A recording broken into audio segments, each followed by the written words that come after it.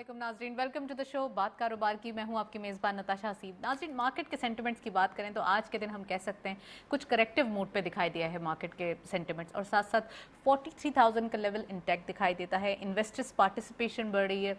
Value wise अगर market के अंदर हम काम देखें तो अच्छी वैल्यूएशन है, 10 बिलियन रुपीस से अप रेडी मार्केट का डेली बेसिस पे काम होता हुआ दिखाई दे रहा है। आज हम 4 कंसेक्यूटिव डेज देख रहे हैं जिसमें 10 बिलियन से अबव की वैल्यू मार्केट के अंदर देखी जा रही है। इट मीन्स के इन्वेस्टर्स पार्टिसिपेशन बढ़ रही है, एक ट्रस्ट लेवल मार्केट के ऊपर, इकोनॉमी के ऊपर, और खासकर जो हम काफ़ी अरसे से एक फ्रेजाइल सिचुएशन इकोनॉमिक कंडीशन के हवाले से देखते हुए आ रहे थे, वो अब काफ़ी हद तक जो है वो एक परसेप्शन वाइप आउट हो चुका है और इन्वेस्टर्स फाइनली कम बैक कर रहे हैं मार्केट के अंदर। फ्रेश बाइंग है और वॉल्यूम्स और ट्रेडिंग वाइज सिचुएशन बेहतर दिखाई दे रही है। फर्स्ट सेगमेंट देखते हैं, मार्केट की परफॉर्मेंस देखते चलते हैं।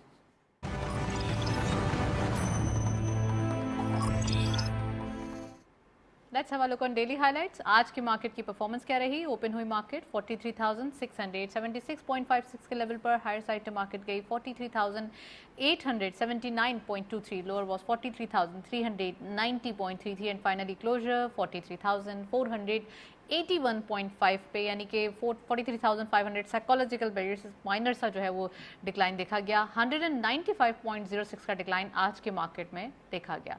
टर्नओवर में करंटली 621.21 मिलियन शेयर्स ट्रेड किए गए, 13.82 मिलियन शेयर्स कल के मुकाबले में इजाफा देखा जाता है and value is good 10.49 billion rupees.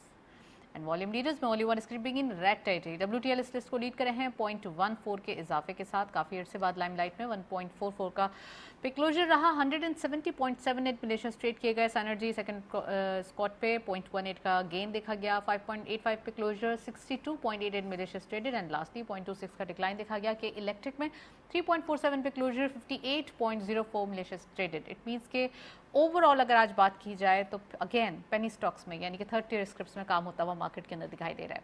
Next segment की तरफ चलते हैं।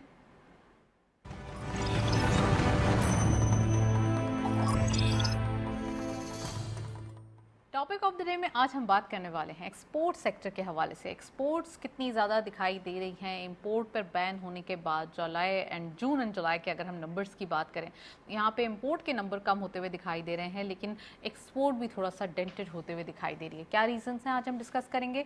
फर्दर न्यू ट्रिगर्स क्या हैं, और ख़ासकर इन्वेस्टमेंट पॉइंट ऑफ व्यू से बात की जाए तो वो कौन कौन सी इन्वेस्टमेंट है जो अपकमिंग है पाकिस्तान के अंदर। साथ साथ इकोनॉमिक परफॉर्मेंस कैसी दिखाई दे रही है। डिफरेंट हम कह सकते हैं कि कुछ ऑनगोइंग प्रोजेक्ट्स हैं और काफ़ी चीज़ें ट्रैक पे आते हुए दिखाई दे रही हैं। डॉलर की बात की जाए तो डेली बेसिस पे रुपी की अप्रिसिएशन देखी जा रही है। साथ साथ अगर आज थोड़ा सा हम कह सकते हैं कि एक डिक्लाइन देखा गया है। Other than that overall economic performance कैसी है आज हम डिस्कस करेंगे। साथ साथ एक्सपोर्ट के हवाले से भी बात करेंगे। एजेंडा में ये तमाम चीज़ें डिस्कस करेंगे। We have exclusive panel in the studio, उनको खुशामदीद कहते हैं। हमारे साथ मौजूद हैं ज़ुबैर तुफैल साहब, आप फॉर्मर प्रेसिडेंट हैं FPCCI के। अस्सलाम वालेकुम sir, welcome to the show. और हमारे साथ मौजूद हैं शेख इम्तियाज़ हुसैन साहब, आप प्रेसिडेंट हैं America business Pakistan business development forum के, तो उनको भी खुशामदीद कहते हैं। अस्सलाम वालेकुम both of you. Thank you. Zubair साहब, सबसे पहले प्रोग्राम का बाकायदा आगाज़ करेंगे आपसे। ओवरऑल एक्सपोर्ट के नंबर पाकिस्तान के अंदर क्या दिखाई दे रहे हैं, साथ साथ इतनी सिचुएशन अगर देखें, वर्ल्ड रिसेशन, फूड सिक्योरिटी के हवाले से point of view, rainy season, और फिर इसके अंदर डॉलर की डिप्रिसिएशन जो डेली बेसिस पे देखने में आ रही थी, अगर अपार्ट फ्रॉम टुडे थोड़ा सा हटा दें तो क्या सिचुएशन है सर, कैसी कंडीशन, इकोनॉमिक परफॉर्मेंस कैसी दिखाई दे रही है? बिस्मिल्लाहिर्रहमानिर्रहीम। देखिए, जनरली जो है एक्सपोर्ट्स जो आपने कहा है मोर और लेस स्टेबल है। कहीं थोड़ा बहुत कमी आती है, लेकिन अदरवाइज़ जो है स्टेबल एक्सपोर्ट नंबर्स हैं। जो भी आप अगर उससे लास्ट ईयर के इसी महीने से कंपेयर करेंगे या इससे पिछले महीने के लिए कंपेयर करेंगे तो आपकी एक्सपोर्ट जो है वो रीज़नेबल है। इंक्रीज़ भी नहीं हो रही लेकिन डिक्रीज़ भी नहीं हो रही हैं। और फिर उसके बाद ये कि जहाँ तक ताल्लुक़ है इंपोर्ट का, तो इंपोर्ट्स डेफिनेटली जो है डिक्लाइन हो रही हैं। इंपोर्ट डिक्लाइन इसलिए हो रही हैं कि एक मार्केट में ये फियर है कि गवर्नमेंट जो है जो भी इम्पॉर्टेंट प्रोडक्ट्स नहीं हैं या कंज्यूमर गुड्स हैं उसके ऊपर और रेगुलेटरी ड्यूटीज़ लगाने जा रही है। तो कोई भी जो इम्पोर्टर्स हैं वो उससे डर की वजह से उसको इंपोर्ट नहीं करना चाहते। दूसरी बात ये कि लोगों की परचेजिंग पावर काफ़ी कम हो गई है। अब इतने ज़्यादा उनके पास पैसे नहीं बचते कि वो लग्जरी गुड्स ख़रीद सकें और ये सारी चीज़ें हैं। तो मेरी अपनी फीलिंग है कि इंपोर्ट जो है आहिस्ता आहिस्ता डिक्लाइन रहेगी। उसमें ज़्यादा बढ़ने के कोई चांस नहीं है। क्योंकि लोकल मार्केट में पोटेंशियल नहीं है परचेज़ करने का, तो लिहाजा इंपोर्ट जो है वो आप देखिएगा कि ग्रेजुअली आने वाले 1 2 3 महीनों में जो है इंपोर्ट्स कम होंगी। राइट। इम्तियाज साहब, आपसे भी इंट्रोडक्टरी कमेंट ले लेते हैं। फूड सिक्योरिटी के हवाले से बात की, अब आप प्रेसिडेंट भी हैं एग्रीकल्चर एंड हॉर्टिकल्चर के, तो ये प्लीज़ ये बताइएगा ओवरऑल फूड रिसेशन कितना ज़्यादा दिखाई दे रहा है फूड सिक्योरिटी के हवाले से बात करें पूरी दुनिया में, और साथ साथ पाकिस्तान के अंदर रेनी सीज़न होने के बाद क्या इश्यूज आ सकते हैं? जी बिस्मिल्लाहिर्रहमानिर्रहीम, थैंक यू वेरी मच। बिल्कुल आपने बजाय कहा। पाकिस्तान क्योंकि एक एग्रीकल्चर बेस्ड कंट्री है, हमारे पास ये तमाम क्रॉप्स जो है सरप्लस थी, लेकिन due to this rainy season जो फ्लड्स आए हैं, रीसेंट फ्लड्स जो बलूचिस्तान में ख़ास तौर पे हैं, तमाम क्रॉप्स जो है वो वाइप ऑफ हो गई हैं। और जिसमें हमारे पास ऑनियन की, गार्लिक की, पोटैटो की और डेट्स की जो क्रॉप्स थी वो बिल्कुल ही जो है वो ख़त्म हो गई हैं। इसके अलावा इस वक्त सिंध में भी जो है वो बड़ा मुश्किल सूरत हाल है। कॉटन की क्रॉप बड़ी इफ़ेक्ट हुई है। डेट्स जो है खैरपुर के अंदर 70% जो है वो क्रॉप इफेक्ट हो गई है, और चिलीज़ और बनाना भी इफेक्ट हुई है, और ऑनियन की भी इस वक्त सिंध में जो है वो सूरत हाल अच्छी है। वेजिटेबल एंड फ्रूट्स, बिल्कुल जी, फूड की इनसिक्योरिटी आ रही है, और हम ये देख रहे हैं अभी तक तो एक्सपोर्ट्स हमारी स्टेबल थी और बड़े अच्छे फिगर्स आ रहे थे, और हम इंक्रीज़ कर रहे थे अपने एक्सपोर्ट्स के फिगर्स को। लेकिन आने वाले वक्तों में हमें जो है वो अपने टोज़ पे होना पड़ेगा और गवर्नमेंट को सपोर्ट करना पड़ेगा, तमाम फार्मर्स को, क्योंकि ये जो क्रॉप्स जो इस वक्त एक डिज़ास्टर के तौर पे जो फ्लड आया है, इन्होंने वाइप ऑफ कर दिया यहाँ क्रॉप्स को। तो मैं बिल्कुल फार्मर की भी वॉइस रेस करूँगा कि उनका इस वक्त मेजर कंसर्न है कि उनकी सपोर्ट के लिए इस वक्त फील्ड में आया जाए। और अगर हम एग्रीकल्चर की एक्सपोर्ट चाहते हैं, एग्रीकल्चर बेस्ड कंट्री होते हुए, तो हमें ज़रूर मैदान में इस वक्त आना पड़ेगा, गवर्नमेंट को आना पड़ेगा, देखना पड़ेगा जो जो चीज़ें हैं, ये जैसे ही रेनी सीज़न रेनी सीजन के बाद। बिल्कुल एग्जैक्टली जी, क्योंकि ये हम इस वक्त जो पाकिस्तान का सर्वाइवल है, मैं समझता हूँ सिर्फ और सिर्फ एक्सपोर्ट में। आप ये भी देख रहे हैं कि करंटली हम बड़े एक फाइनेंशियल क्राइसिस से निकले हैं, हमारा मुल्क निकला है। आगे अगर हमारा जो इन्हिसार है वो तमाम एक्सपोर्ट पे रिलाई करता है, तो हमें अपनी एक्सपोर्ट्स को प्राइमरीली फोकस करना पड़ेगा, और जितनी हमारी एक्सपोर्ट कमोडिटीज़ हैं उनको फैसिलिटेट भी करना पड़ेगा, उनके वॉल्यूम बढ़ाने के लिए कोशिशें भी करनी पड़ेंगी। राइट। अगर फ्रूट्स की बात करें, जी। खासकर मैंगो की, तो कितनी एक्सपोर्ट हुई थी, और अब तो सीजन भी ऑफ हो गया इसका। जी एग्जैक्टली, अभी करंटली भी एक्सपोर्ट चल रही है अल्हम्दुलिल्लाह मैंगोज़ की, और हमने जो लास्ट ईयर था हमारी एक्सपोर्ट वो तकरीबन 1,30,000 टन्स के करीब हुई थी। राइट। और इस साल हमारी एजम्पशन ये थी, क्योंकि क्रॉप थोड़ी सी अफेक्टेड थी, तो हमारी एजम्पशन ये थी कि हम नियर अबाउट 70 to 80,000 टन्स के करीब करेंगे। लेकिन अल्हम्दुलिल्लाह टुडे हमने जो है वो 100,000 टन का जो है वो बेंचमार्क क्रॉस कर लिया है, और approximately 110,000 metric ton, 1,10,000 metric ton के करीब हम मैंगोज़ की एक्सपोर्ट जो है वो इंशाल्लाह एंड ऑफ सीज़न में इसको कंप्लीट करेंगे। It's good. तो ये स्टडी है, बिल्कुल हमें जो है वो अच्छा जो है वो इस वक्त अच्छा, फ्लड से इसका इशू तो नहीं होगा कोई इस क्रॉप पे? जी बिल्कुल, फ्लड से इफेक्ट obviously ये तो trees हैं, होना था, लेकिन हुआ ये है कि सिंध का सीज़न इस वक्त तक निकल गया हुआ था। इस वक्त जो मैंगोज़ आ रहे हैं वो पंजाब रीजन से आ रहे हैं, तो पंजाब अभी इतना ज़्यादा हिट नहीं हुआ एज़ कम्पेयर सिंध और बलूचिस्तान। तो अगर ये सिंध का भी टेन्योर चल रहा होता तो ऑब्वियसली इश्यूज आ सकते बहुत थे। बड़ा इशू आ अच्छा जाता। इम्तियाज साहब, मेरा सवाल है कि जो मैंगोज की एक्सपोर्ट है वो कौन से प्रोविंस से ज़्यादा होती है, यानी कि सिंध प्रोविंस से ज़्यादा होती है या पंजाब से? मेजरली ये दो ही प्रोविंस हैं पाकिस्तान के, नहीं, सिंध और पंजाब। अगर इन दोनों में कंपैरिजन किया जाए, कंपैरिजन किया जाए तो सिंध का इसमें लीडिंग होती है। उसकी वजह ये है कि हमारे पास दो वैरायटीज़ होती हैं, इसमें सिंदरी और चौसा दोनों यहाँ पे होते हैं। और एज़ कम्पेयर जब हम पंजाब जाते हैं तो हमारे पास सिर्फ एक चौसा की वैरायटी रह जाती है, जो चौसा मैंगो जो है वो हम वहाँ से एक्सपोर्ट करते हैं। तो ये सिंध जो है वो इसका एक मेजर शेयर होता है। पहले भी निकल आता है, पहले भी आ पंजाब से जाता है, पहले। मई में आ जाता है हमारे पास, और ये जुलाई तक चलता है, फिर जुलाई से अगस्त सितंबर जो है वो हमारा पंजाब का चलता है। अच्छा, फ्रूट्स के अंदर भी बहुत कम हमारे पास जो है वो ऑप्शंस हैं। एक मैंगो हो गया, कीनू हो गया, और फिर उसके अलावा बहुत कम ऑप्शंस रह जाते हैं। नहीं, अल्हम्दुलिल्लाह हमारे पास ऑप्शंस बहुत सारे हैं, लेकिन बात यह है कि हमें उनकी शेल्फ लाइफ बढ़ाने की ज़रूरत है। अगर हम अपने ग्रेप्स की, जो सुंदरखानी अंगूर है, अगर उसकी शेल्फ लाइफ बढ़ा दें तो उसका एक बड़ा वॉल्यूम एक्सपोर्ट हो सकता है। हम अपने पीचेस की शेल्फ लाइफ बढ़ा दें तो उसका एक बड़ा जो है वॉल्यूम एक्सपोर्ट हो सकता है। इसी तरह एप्रिकॉट्स हैं, और इसके अलावा एप्पल्स हैं, ये तमाम कमोडिटीज़ हैं, बहुत सारी प्रोडक्ट्स हैं जो हम अपनी एक्सपोर्ट कर सकते हैं, लेकिन हम उस पर रिसर्च नहीं कर रहे हैं, R&D नहीं कर रहे हैं। तो सर रिसर्च जो हो रही है वो कहाँ जा रही है? मतलब R&D तो देखा जाए इतने इंस्टीट्यूट्स हैं देखें, सिंध में, पंजाब ये में। बहुत बड़ा बड़ा गैप है, ये आपने बहुत अच्छा सवाल किया, ये बहुत बड़ा गैप है एकेडमिया का और इंडस्ट्री का, बहुत बड़ा हमारी गैप है। डिस्कशन फिर बहुत आगे निकल जी जाएगी। बिल्कुल, हाँ बिल्कुल, प्लीज आप बताएं, ये elaborate एक करें। बहुत बड़ा गैप है। एकेडमिया को पता नहीं है कि जो है उसने जो रिसर्च की है वो राइट पीपल कौन है जो उसका यूज़ करें, ना कभी उनका इंडस्ट्री विजिट होता है, ना इंडस्ट्रियलिस्ट को कभी एकेडमिया बुलाता है कि आपकी क्या प्रॉब्लम्स हैं, क्या इश्यूज़ हैं जिनको हम एड्रेस करें और आपके जो है वो हम उसके सॉल्यूशंस आपको प्रोवाइड करें। वर्ल्ड वाइड ऐसा नहीं होता, दुनिया में जो है वो सॉल्यूशंस दिए जाते हैं। एकेडमिया जो है वो इंडस्ट्री को सॉल्यूशन बना के देता है, उसकी एक कॉस्ट होती है, वो इंडस्ट्री देती है।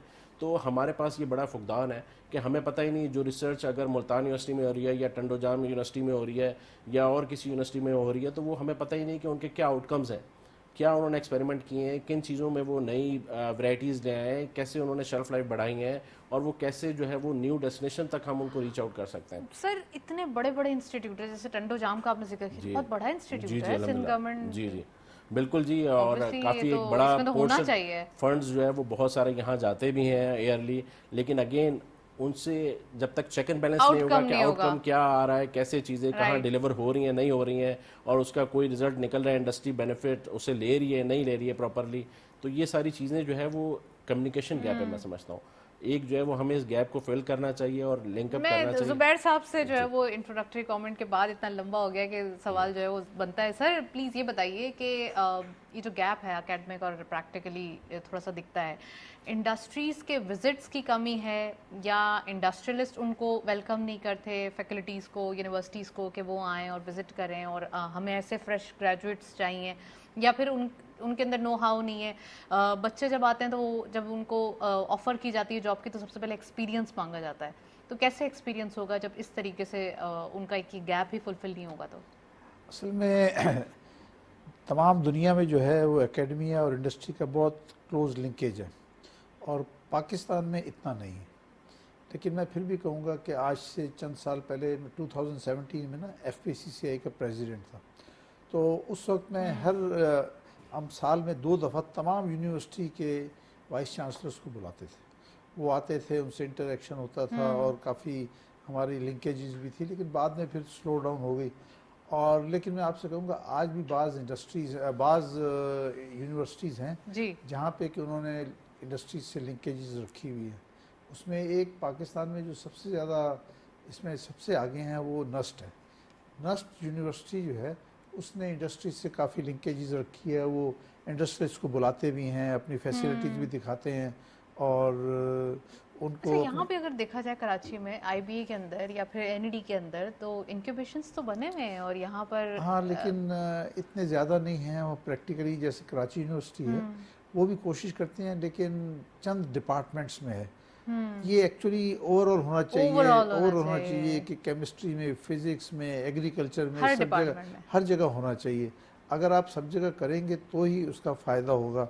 और इसके अंदर जब आप इंडस्ट्री को साथ लेके चलेंगे तो काम चलेगा, उसके बगैर काम नहीं चलता। आजकल यूनिवर्सिटीज़ जो हैं वो इंडस्ट्रीज़ को भी विज़िट करती हैं, लेकिन मेरा अपनी सोच ये है कि इंडस्ट्री को खुद आगे बढ़ना चाहिए।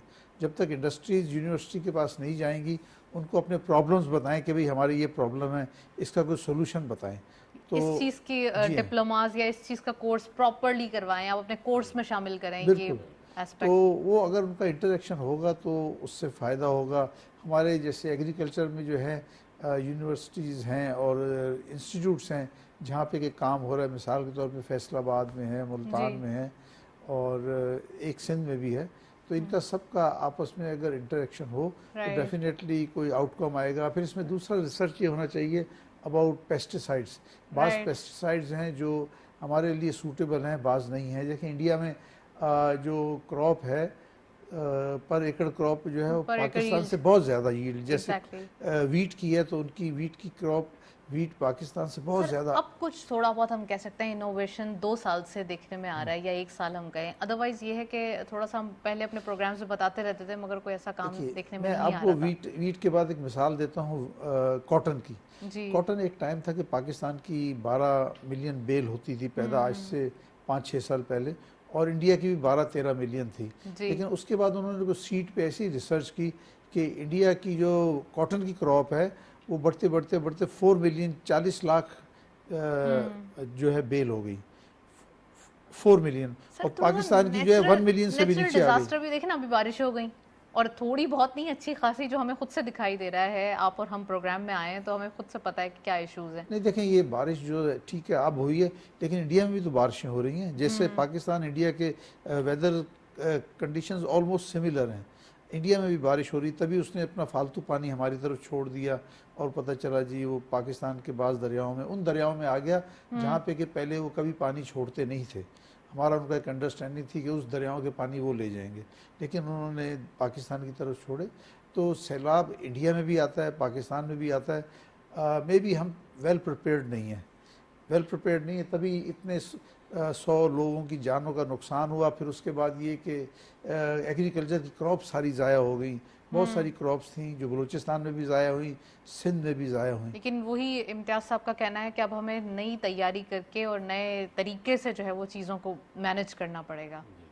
आप बिल्कुल सही कह रही हैं। देखिए, जब तक एक तो एग्रीकल्चर का ऐसा है कि हमारे एग्रीकल्चर के जो भी मेजर क्रॉप्स क्या हैं, वीट है, कॉटन है, राइस है और मेज़ है। अच्छा, इसमें मेज फिर भी थोड़ा कम है हमारे देखिए पास। वीट हाँ। वीट जो है ना, वीट हम 2 से 3 मिलियन शॉर्ट है। दो वो अबाउट भी 2 सर मिस मैनेजमेंट थोड़ी सी होना शुरू हुई है उसके दो बाद से, अदरवाइज दो हम तो एक्सपोर्टर थे। 2 मिलियन टन जो है हाँ। हम शॉर्ट हैं। तो वही हम आज इंपोर्ट भी करने जा रहे हैं, रशिया से मंगवाया जा रहा है जो पता चला है। अगर हम पूरी कोशिश करें अगले साल तो अच्छा। इसमें क्रॉप के अंदर ये होता है कि ये कोई इंडस्ट्री का वाला मामला नहीं है, ये तो आप ग्रो करें, आप अगले साल ही सेल्फ सफिशिएंट हो जाएंगे और सर 2 लेकिन साल वो के थोड़ा बाद पानी एक्सपोर्ट कभी करें। इशू हो गया, कभी पानी नहीं आया, रिवर्स ड्राई हैं, हाँ, कभी लेकिन इश्यूज मैं हैं। आपसे अर्ज करूँ, वीट को आप आसानी से ओवरकम कर सकते कर हैं। 2 सकते हैं, मिलियन टन बिल्कुल। आसानी से। जहाँ ताल्लुक है राइस का, तो राइस हमारी ऑलरेडी तकरीबन 9 fifth million largest ton exporter है 9 मिलियन टन राइस होती है, और इसमें हम करीब करीब 5 मिलियन टन एक्सपोर्ट कर रहे हैं। 4 मिलियन लोकल में रहती है, 5 एक्सपोर्ट होती है। तो राइस सरप्लस है। कॉटन में शॉर्टफॉल है। कॉटन हमारी रिक्वायरमेंट है अबाउट 1.5 मिलियन बेल्स। तो वो 1.5 मिलियन बेल्स की जगह हमारी 8 लाख पैदा हो रही है। वो 15 लाख की बजाय 8 लाख बेल्स पैदा हो रही हैं। हाफ हमें जो है वो हाँ, तो तकरीबन हाफ 50% इंपोर्ट करनी पड़ती है, इम्पोर्ट फिर उसके करना पैसे पड़ेगी। भी है, आपने डॉलर में भी खर्च करने पड़ते हैं। हमारे तो फॉरेक्स जी हाँ, रिजर्व्स पे फॉरेक्स इश्यूज। रिजर्व हैं। तो हमें सबसे ज़्यादा जहाँ आप आसानी से ओवरकम कर सकते हैं वो कॉटन है, कि सॉरी कॉटन नहीं, वीट है। कि वीट आप 2 मिलियन टन आसानी से पैदा कर सकते हैं और हमें उस पर तवज्जो देनी चाहिए। कॉटन पे भी कोशिश करनी चाहिए, क्योंकि कॉटन हम पहले कभी 12 लाख करते थे बेल सर, पैदा होता था करते ये थे। सब कुछ, अब ये जी हाँ। था में चली गई ये बात। इम्तियाज साहब प्लीज इसमें ऐड ऑन कीजिए, थोड़ी सी मिसमैनेजमेंट, अगर थोड़ा सा पास्ट गवर्नमेंट्स को देखें या थोड़ा सा ये देखें कि आप 3 साल पहले के हालात देखें और फिर उसके बाद अब देखें, तो बहुत ज़्यादा जो है वो एक गैप दिखाई देता है एग्रीकल्चर पॉइंट ऑफ व्यू से। जैसे कॉटन की बात की इन्होंने सर ने, या फिर वीट के हवाले से बात की, थोड़ी मिसमैनेजमेंट या फिर एक ही सेक्टर को नवाजना ये भी ना किया जाए। एग्रीकल्चर को सबसे ज़्यादा, जो हम एक एग्रो बेस्ड कंट्री थे हमेशा से, इस पे फोकस क्यों हटाया गया सर? क्या समझते हैं आप, कितनी ज़रूरत है अब? थोड़ी मिसमैनेजमेंट नहीं है, ये काफ़ी ज़्यादा मिसमैनेजमेंट है। सबसे पहले तो आप इस चीज़ को ले लें कि वाटर के हमारे पास कोई शॉर्टफॉल नहीं है। वर्ल्ड बैंक ने हमें डिक्लेयर कर दिया था ड्राउट का कंट्री, और हमें 2025 के लिए उन्होंने दे दिया था कि हमारे पास जो है वो सीवियर शॉर्टेज हो जाएगी वाटर की, और हम कोई क्रॉप्स वगैरह भी नहीं यहाँ कल्टीवेट कर सकेंगे। ये ऑन रिकॉर्ड है। और आज मैं रिसेंट जो है वो रिपोर्ट देख के आ रहा हूँ, वो जो वाटर लेवल हमारा जो है ग्राउंड का वो नीचे चले गया था, वो वापस अल्लाह ताला ने ब्लेस करके वो रेज़ कर दिया है, और अगेन वो अलार्मिंग सिचुएशन ख़त्म हो गई है।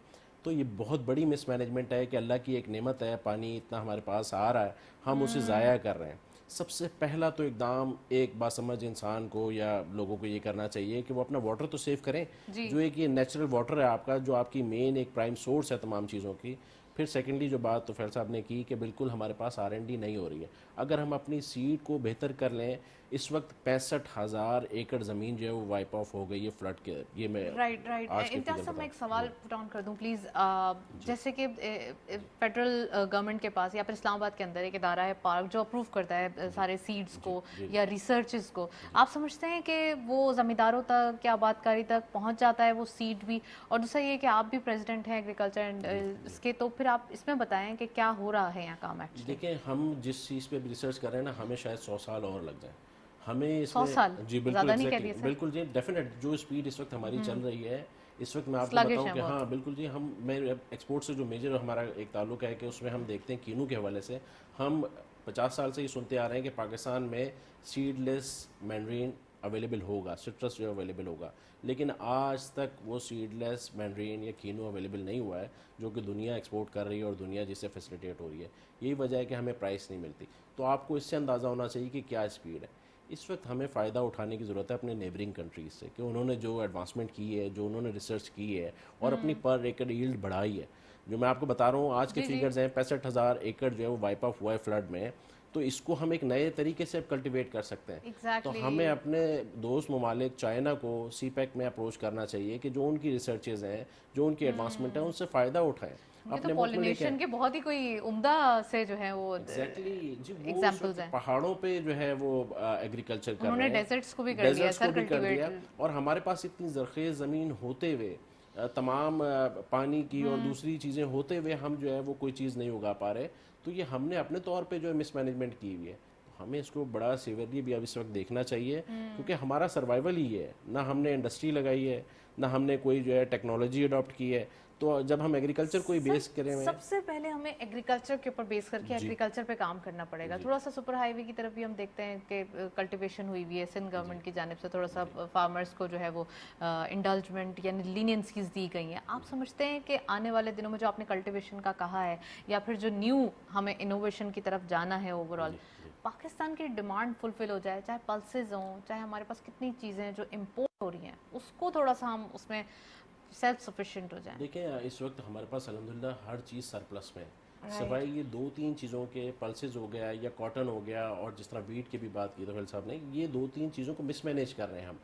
हमारे पास अगर प्रॉपर कैलकुलेशन हो, हम अपने लोगों को गाइड करें, तो ये तमाम चीज़ें यहाँ हो सकती हैं। अभी आप रिसेंटली एग्जांपल ले लें कि इस वक्त जो है वो ऑलिव्स जो हैं वो पाकिस्तान में ग्रो हो रहे हैं, जो इससे पहले कॉन्सेप्ट ही नहीं था कि पाकिस्तान में ऑलिव होगा। तो हम इसमें स्मार्ट प्रोडक्ट है, एक्सपेंसिव प्रोडक्ट है, हम इसको जो है वो एक्सपोर्ट भी कर सकते हैं, इससे रेवेन्यू भी बना सकते हैं। तो you can grow anything in Pakistan. Allah ने इतनी ज़रख़ेज़ ज़मीन दी है। मैंने पहले भी आपके एक प्रोग्राम में कहा था कि स्ट्रॉबेरीज जो है वो एक ज़माने में पाकिस्तान में नहीं हुआ करती थी, लेकिन किसी ने यहाँ आके कोशिश की तो स्ट्रॉबेरीज भी हो गई। यहाँ एवोकाडोज़ नहीं होते। मैं आपको बता दूं, अभी रिसेंटली भी कुछ दोस्तों ने कोशिश शुरू कर दी है और एवोकाडोज़ पाकिस्तान में ग्रो करना शुरू कर दिया है। एक बहुत बड़ी नीश मार्केट है इसकी दुनिया में, और ह्यूज डिमांड है। मतलब ये आप जिसे कहने के आफ्टर बनाना जो है वो सेकंड जो है वो कंज्यूमिंग फ्रूट है दुनिया में, और पाकिस्तान में ये होता ही नहीं। तो अब हमने जब इसकी कोशिश की है तो अल्लाह ने इतनी बेहतरीन उसकी प्रोडक्शन दी है, और आने वाले चंद सालों में आप देखेंगे। ब्लेस्ड चीज ऐसी है कि यहाँ पे टेस्ट और उसकी जो खुशबू है वो बहुत ज्यादा अच्छी है पाकिस्तान की। ये ब्लेसिंग है जी। हमारे पास जो पानी है, जो हमारे पास ज़मीन है, ये हर फ्रूट के अंदर एक ऐसी ग़िज़ाइयत, ऐसी खुशबू, ऐसा टेस्ट यूनिक पैदा कर देती है अल्लाह ताला की तरफ से कि वो दुनिया में कहीं नहीं होता। लोग यहाँ से मैंगो ले जाके, ट्री ले जाके अपने ममालिक में लगाते हैं, कोशिश करते हैं कि वहाँ का मैंगो मुकाबला कर ले। बल्कि आप इंडिया को ले लें, इंडिया हमारे बराबर में है, तो हम उससे बेहतरीन बहुत ज़बरदस्त मैंगो ग्रो करते हैं कि दुनिया इंतज़ार करती है कि जब हमारा जैसे ही हमारा पाकिस्तानी मैंगो मार्केट में एंटर होता है, तमाम दुनिया की जो मैंगोज होते हैं वो बिल्कुल वाइप ऑफ हो जाते हैं मार्केट से, और उनकी डिमांड बिल्कुल खत्म हो जाती है। आ रही है कि मैंगोज जब फ्रिज में होते हैं तो आप खोल लें तो पूरे घर में महक हो जाती है। एग्जैक्टली। मैं थोड़ा सा अगेन इकोनॉमिक की तरफ आऊंगी, economic condition overall. Sir Zubair साहब, आपसे मेरा सवाल है कि रुपी की जो एक एप्रिसिएशन देखी जा रही है और एक अच्छा चार्म मार्केट के अंदर दिखाई दे रहा है after crack down money market के ऊपर, थोड़ा सा हम देख रहे हैं कि चीज़ें अब बेटरमेंट की तरफ आ रही हैं। सर, क्या ओवरऑल आने वाले दिनों में हम एक्सपेक्ट कर सकते हैं? साथ साथ IMF के ट्रांच के बाद क्या कंडीशन हो सकती है? देखिए, रुपी जो है वो तकरीबन 245-46 रुपये तक गया, और उसके बाद फिर आहिस्ता आहिस्ता जो है वो जो है अप्रिशिएट होता हुआ 213-14 रुपये तक आया, और उसके बाद आज के दिन में फिर से 1.5 रुपया अप्रिशिएट हो गया।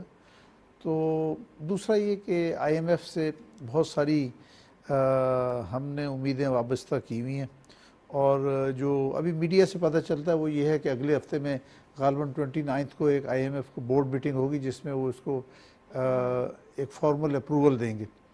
फॉर्मल अप्रूवल देने के बाद उनसे $1.1 बिलियन एक्सपेक्टेड है, लेकिन ये एक नॉमिनल होता है कि जी IMF ने कर दिया।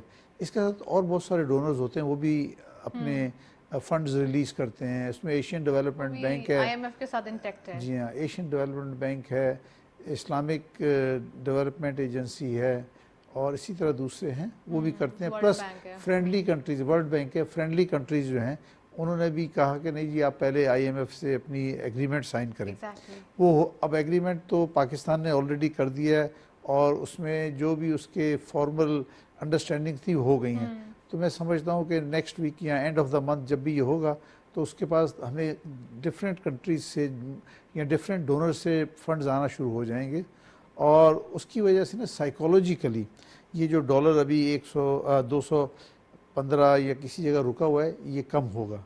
मैं ये नहीं कहता हूँ कि बहुत ज़्यादा कम होगा क्योंकि अभी भी हमारे करंट अकाउंट डेफिसिट अपनी जगह मौजूद है और उसमें फ़र्क काफ़ी है। राइट। तो ये ज़रूर होगा कि ये जो आज 215 है ये कम होगा। कहाँ तक कम होता है, 210 होता है, 5 होता है, कहाँ जाता है, ये तो आने वाले एक्सपेक्टेशन तो 185 के हैं, यहाँ पे मैं फोरकास्ट की हुई है काफी। मैं अपना मेरी ज़ाती राय ये कहूँगा कि मुझे अभी फॉरन 185 होता हुआ नज़र नहीं आता।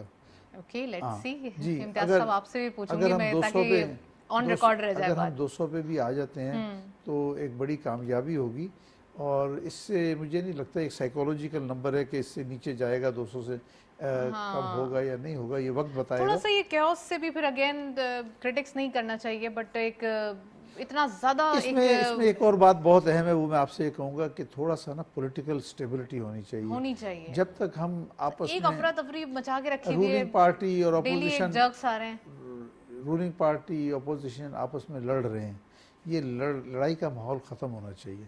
इसमें जो है ना सबको टॉलरेंस होनी चाहिए, गवर्नमेंट को भी टॉलरेंस होनी चाहिए, अपोजिशन को भी होनी चाहिए। जब तक ये टॉलरेंस नहीं होगी तो सूरत हाल ऐसी रहेगी। अब आप अखबार खोलते हैं तो एक ही चीज़ होती है, लड़ाई और झगड़ा, वो कभी एक मौजू पे कभी दूसरे मौजू पे। तो ये चीज़ें ख़त्म होनी चाहिए और कोशिश करनी चाहिए कि एक स्टेबिलिटी नेशन हो, लॉ अबाइडिंग नेशन हो, प्रॉपरली फॉलो करें हर चीज़ को ताकि सूरत हाल बेहतर हो। सर, इसके साथ साथ एक्सपोर्ट्स जो कि हर्ट हो रही है इसकी वजह से, और साथ साथ जो चीज़ सबसे ज़्यादा मैटर कर रही है वो है एफडीआई। ऐसी सूरत हाल में फिर एफडीआई कैसे अट्रैक्ट करें? देखिए, आपके पास अभी मुझे नियर फ्यूचर में एफडीआई ज़्यादा आता हुआ नज़र नहीं आ रहा। वजह? उसकी वजह करेंसी की इनस्टेबिलिटी।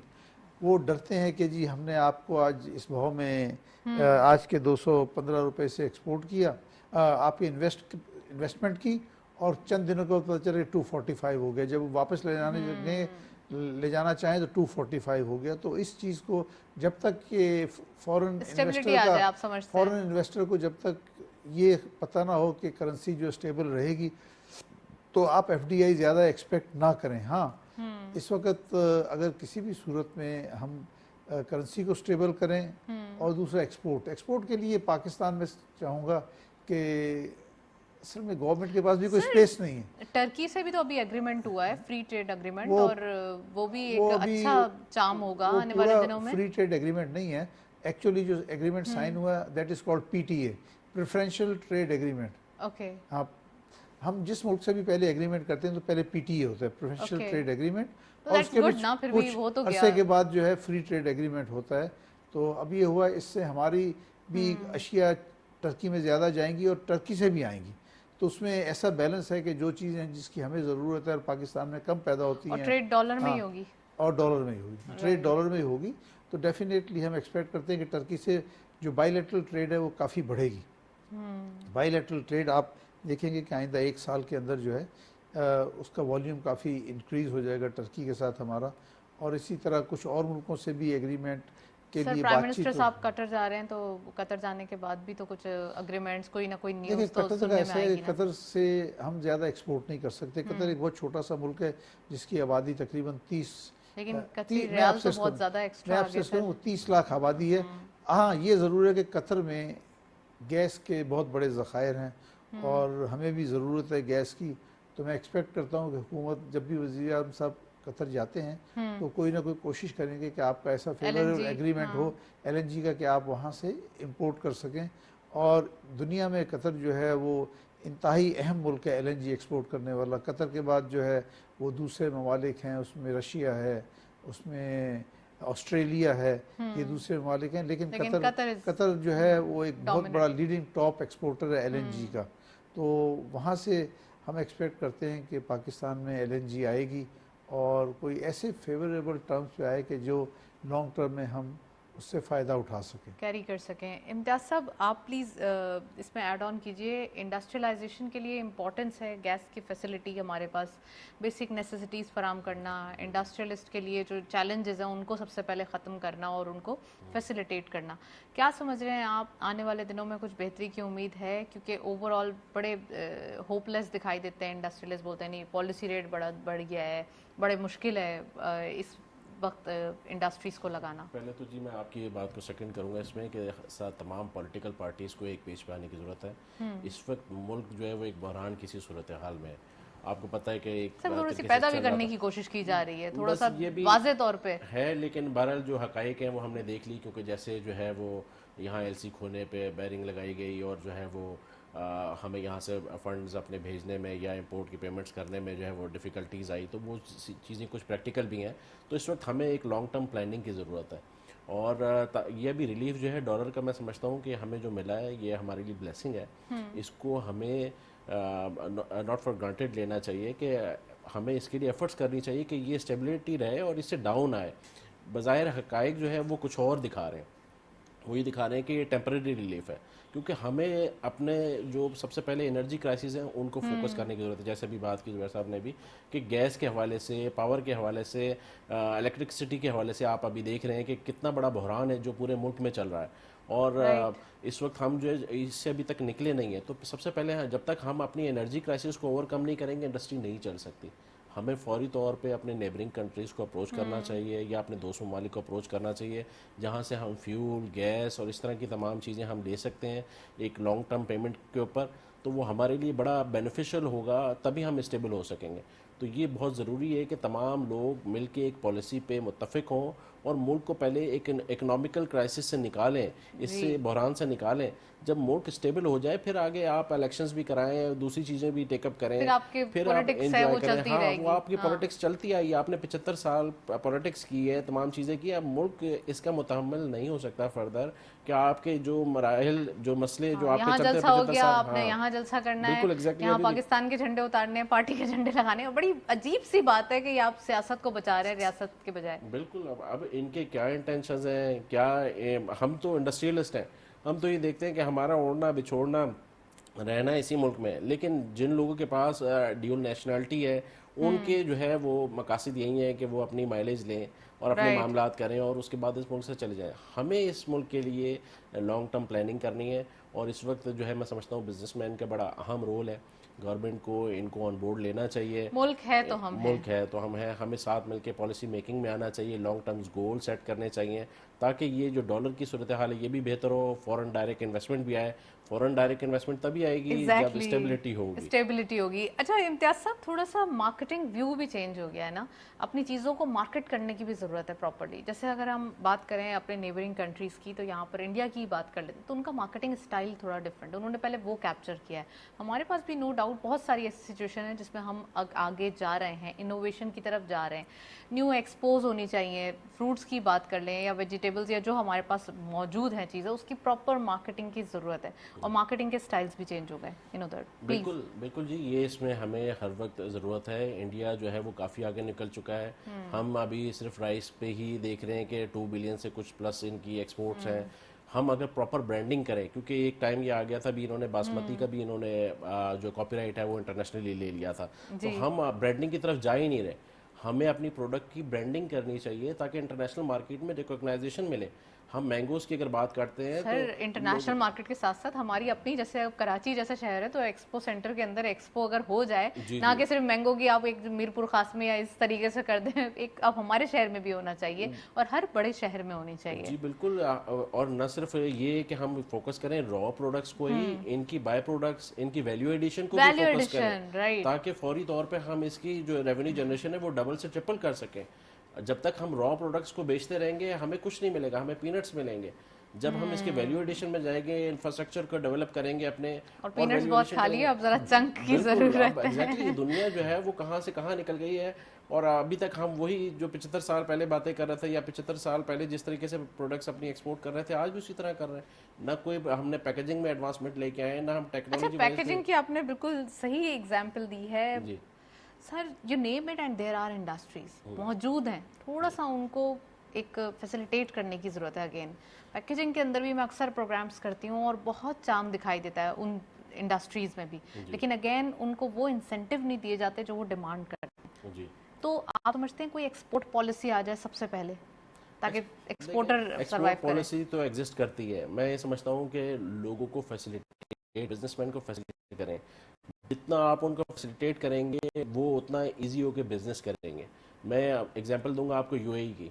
उनके पास क्या है? कुछ भी नहीं है, सिर्फ उन्होंने एक एनवायरनमेंट क्रिएट कर दी है आपको कि टैक्स फ्री एनवायरनमेंट आपको मिल रहा है। अच्छा। आपको तमाम फैसिलिटीज़ मिल रही हैं आपके डोर स्टेप पे, आपको कहीं भागने दौड़ने की ज़रूरत नहीं है। और वो अपने जो है वो तमाम जो वो रेगिस्तान है वो लोगों को दे रहे हैं बिजनेस करने के लिए, ऑफिस खोलने के लिए, और दुनिया वहाँ आके जो है ना वो इजी फील करती है बिजनेस करने में। टूरिज्म कितना ज्यादा, डेजर्ट्स पे टूरिज्म। बिल्कुल वो इसमें ग्रो कर रहे हैं और अब उनका इन्हिसार जो है वो टूरिज्म पे है और यही इंडस्ट्री पे है। और मैं समझता हूँ कि इससे कहीं ज़्यादा पाकिस्तान ब्लेसिंग है और वो इससे एडमिट ले सकता है। दुनिया इस वक्त बड़ी ओपन हो गई हुई है।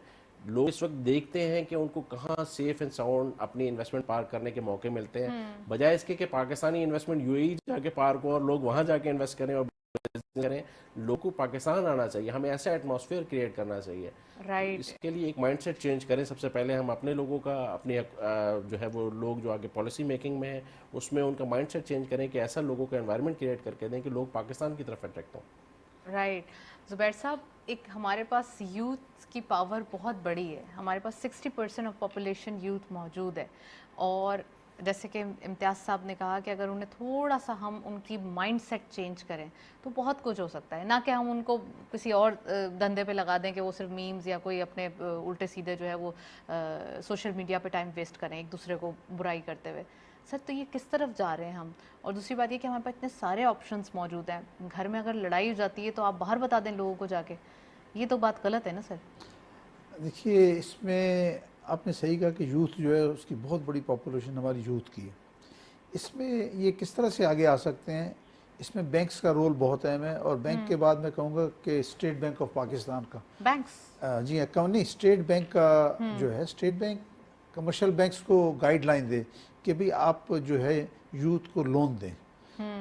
आप सिर्फ बैंक्स जो हैं वो बिल्कुल सेफ चलना चाहते हैं कि जो ऑलरेडी इंडस्ट्री चल रही है, बड़ा बिजनेसमैन है, उसी बड़े को और बड़ा बनाते हैं। सर आप फिर वापसी का भी तो उनको भी तो चाहिए ना, कि उनको कोई गारंटी होती है, कोई थोड़ा बहुत तो रिस्क, कोलेटरल, थोड़ा बहुत रिस्क लेना पड़ता है। बैंक को चाहिए कम से कम यूथ को जो है जहाँ 25-50 लाख रुपए का लोन है ना वो उनको दें, उसमें थोड़ा सा रिस्क लें। उसमें स्टेट बैंक जो है कुछ वो रिस्क बर्दाश्त करे, कुछ कमर्शियल बैंक बर्दाश्त करें। बल्कि रिसेंटली कुछ ऐसी पॉलिसी भी आई है।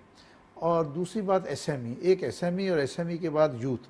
इस यूथ को जब तक आप 25 लाख रुपए से लेके 50 और 1 करोड़ रुपए तक का कर्जा नहीं देंगे और फिर से कहेंगे गारंटी लाओ, वो गारंटी कहाँ से लाएगा?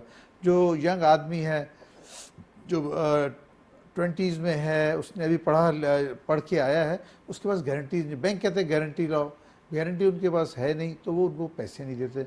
जब तक आप उनको पैसे नहीं देंगे, उनको काम करने नहीं देंगे। सर तो लेकिन जो जिस इंस्टीट्यूट से वो कनेक्ट हैं या जिस इंस्टीट्यूट से वो कर रहे हैं, या तो उनको सामने आने की जरूरत है कि हाँ ये बच्चा इतना करेगा, आप ऐसा कुछ ना कुछ तो ऐसा लाएअमल बनाना पड़ेगा ना जिसके अंदर 4 लोगों के बीच में वो बात हो।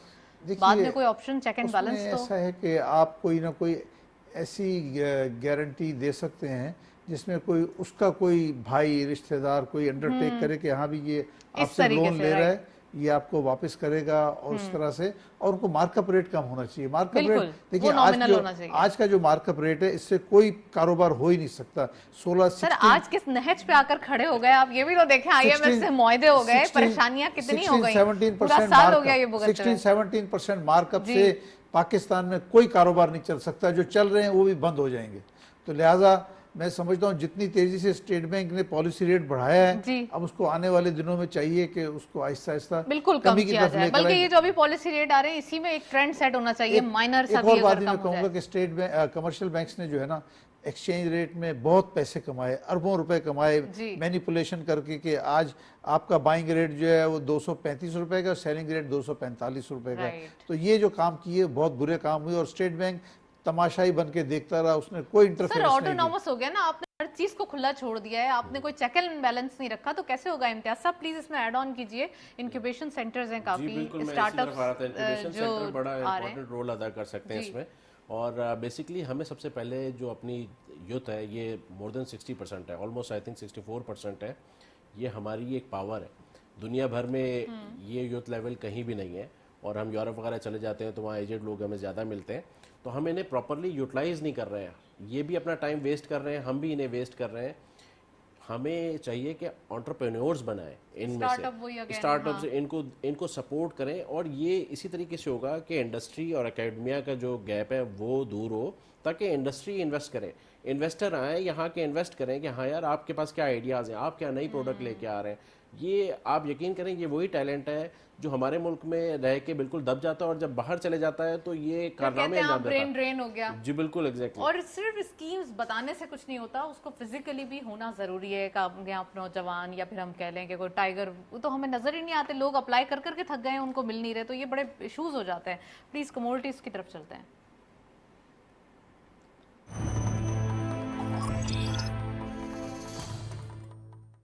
कमोडिटीज और फॉरेक्स के लेटेस्ट अपडेट आज के मार्केट में देखते चलते हैं। गोल्ड की पर तोला प्राइस 1,44,000, गोल्ड पर 10 gram 1,23,460 rupees. International gold at around $1,770.78। Oil WTI पर बैरल 88.84, ऑयल ब्रेंट क्रूड पर बैरल $94.77। करेंसीज में सबसे पहले यूरो बाइंग रही 217 rupees, selling was 220। UK pound buying रही 258 rupees, selling was 263 rupees. US dollar buying रही 215 rupees, selling was 218। Chinese yuan buying रही 31.53, selling was 31.78। Saudi riyal buying रही 57 rupees, selling was 57.9। UAE dirham buying at 57 rupees, selling was 57.9। Kuwaiti dinar buying रही 695.89, selling was 700.89। Omani rial buying रही 555.41, selling was 559.91। ये था forex और commodities का latest update. आज हम गोल्ड प्राइस देख रहे हैं कि एक हम कह सकते हैं कि नेगेटिव जोन में दिखाई दे रहे हैं, बट अगेन डॉलर जो है यहाँ पे अप्रिशिएट हुआ है आज की मार्केट में। इट मीन्स कि अभी दोबारा एक वही हमें डेप्रिसिएशन चाहिए डॉलर की, जिसकी वजह से करेंसी स्टेबल हो सके और आने वाले दिन जो है वो बेहतर हो सके। जुबैर साहब भी हमारे साथ मौजूद हैं, शेख इम्तियाज़ साहब भी मौजूद हैं, मज़ीद गुफ्तगू जारी है। शेख साहब, मैं आपसे ही अगेन क्वेश्चन करूँगी। ओवरऑल स्टार्टअप्स की बात हो रही है, इंक्यूबेशन ज़रूरी है, लेकिन थोड़ा सा मैं समझती हूँ कि सेकेंडरी लेवल्स पे ये काम करने की ज़रूरत है। प्राइमरी तो बहुत ज़्यादा स्मॉल हो जाएगा, लेकिन अगर सेकेंडरी लेवल पे ये बताया जाए बच्चों को कि ये आपको इस बिज़नेस में जाना है, या फिर कुछ कंपलसरी बुक्स रखी जाए, हिस्ट्री भी आप पढ़ाएं, लेकिन कुछ ऐसी लैंग्वेज के बुक्स पे आप चले जाते हैं, ना कि आप उन्हें पर्सपेक्टिव या प्रॉपर प्रोडक्टिव बात बताएं। जी, मैं समझता हूँ इंटरनेट ने बड़ी चीज़ें जो है वो लोगों को सिखा दी हैं। और इस वक्त लोग टेक्नोलॉजी को यूज़ कर रहे हैं, देख रहे हैं डिजिटल करेंसी कैसा रोल किरदार अदा कर रही है दुनिया में, और दूसरे तरीक़ों से कैसे एडवांसमेंट आ रही है तमाम चीज़ों के अंदर, टेक्नोलॉजी का यूज़ प्रॉपरली कैसे हो रहा है। तो इसमें बड़ा किरदार अदा किया है इंटरनेट ने। इंक्यूबेशन सेंटर जो है वो बड़ा ज़रूरी हो गए हैं कि इंडस्ट्रियलिस्ट जाएं, वहाँ जाके देखें कि क्या सिलसिला है, लोग बच्चे जो हैं उनमें क्या टैलेंट है, उसमें से टैलेंट को हंट करें, उनको लेके आएँ, उनके साथ नए बिजनेसेस एक्सप्लोर करें और उनको मार्केट करें, उनको यहीं से एक्सपोर्ट करें। यहाँ से आप इस वक्त आईटी की एक्सपोर्ट्स अगर ले लें, मैं समझता हूँ कि दुनिया भर में बिलियंस की तादाद में आईटी के एक्सपोर्ट्स हैं। अगर हम अपने नेबरिंग कंट्रीज़ में ही चले जाते हैं तो मोर देन $80 बिलियन की आईटी के एक्सपोर्ट्स हैं। तो हम क्यों नहीं पाकिस्तान से जो है वो आईटी की अपनी एक्सपोर्ट्स को इन्हांस कर सकते हैं। हमें इसी टैलेंट को आगे लेके आना है। हमारी भी बढ़ रही है, मगर लेवल्स बढ़ाने की जरूरत है, डिजिट्स और बढ़ जाए तो ज़्यादा बेहतर है। तभी हम बहुत स्टार्टअप स्टेज पे हैं उसमें, और उसमें बड़ा ज़बरदस्त इंक्रीमेंट आया है। ऑलमोस्ट मेरे ख्याल से 200% इंक्रीमेंट आया है कि 700 मिलियन से एकदम हम मोर देन 3 बिलियन पे चले गए। तो ये एक बड़ा चेंज आ रहा है। Last comment sir, initial basis पे अभी स्टार्ट हुआ है, ऐसा लगता है बहुत ज़्यादा काम करना बाकी है आईटी एक्सपोर्ट और ओवरऑल। देखिए आईटी जो है मुझे लगता है कि आपकी राइस से ज़्यादा एक्सपोर्ट आईटी की हो जाएगी और नेक्स्ट ईयर हो जाएगी। अभी देखिए आईटी की एक्सपोर्ट है अराउंड $2.4 बिलियन, और हम एक्सपेक्ट कर रहे हैं कि आईटी की एक्सपोर्ट मोर देन $3 बिलियन होगी नेक्स्ट ईयर के अंदर। हो सकता है इसी करंट फाइनेंशियल ईयर में जो मोर देन $3 बिलियन होगी। और इसमें जो आपने नेबरिंग कंट्री का कहा ना, इंडिया की आईटी की एक्सपोर्ट ओवर $100 बिलियन है, ओवर $100 बिलियन है।